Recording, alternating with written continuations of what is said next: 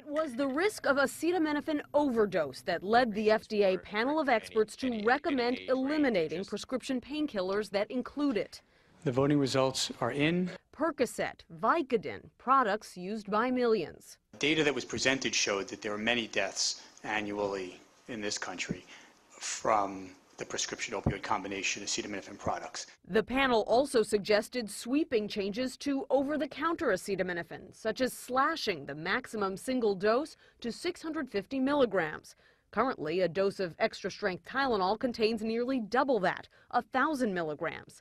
They also voted to cut the maximum amount people use per day, though they wouldn't specify by how much. Very long overdue, at least by a year and a half from our family.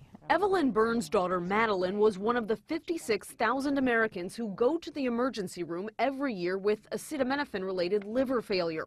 The college sophomore died after taking 8 Tylenol a day for a week for tooth pain. Had the dosages said 4 tablets a day instead of 8, she'd be alive today, and I have a hard time wrapping my mind around that. Unlike aspirin, acetaminophen is not primarily an anti-inflammatory. Instead, it works by lowering the brain's perception of pain.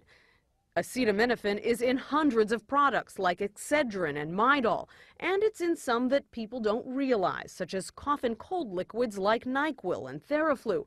That, doctors say, can lead to accidental overdose. If someone has a cold and a headache, they may take a flu preparation, which may contain Tylenol, and then they're going to take an additional dose of Tylenol on top of it for their headache, and then already you're overdosing or taking too much Tylenol. The FDA says its efforts to educate the public about the dangers of too much Tylenol Acetaminophen toxicity is a leading cause of acute liver failure. have not been enough to reduce the estimated 400 acetaminophen-related deaths every year. But the drug industry, which sells $2.6 billion worth of acetaminophen-related products every year, called today's moves overkill. We believe that you're taking away a product that people really need to have. The panel also voted to place the most serious warning, a black box warning, on the packaging of all acetaminophen products.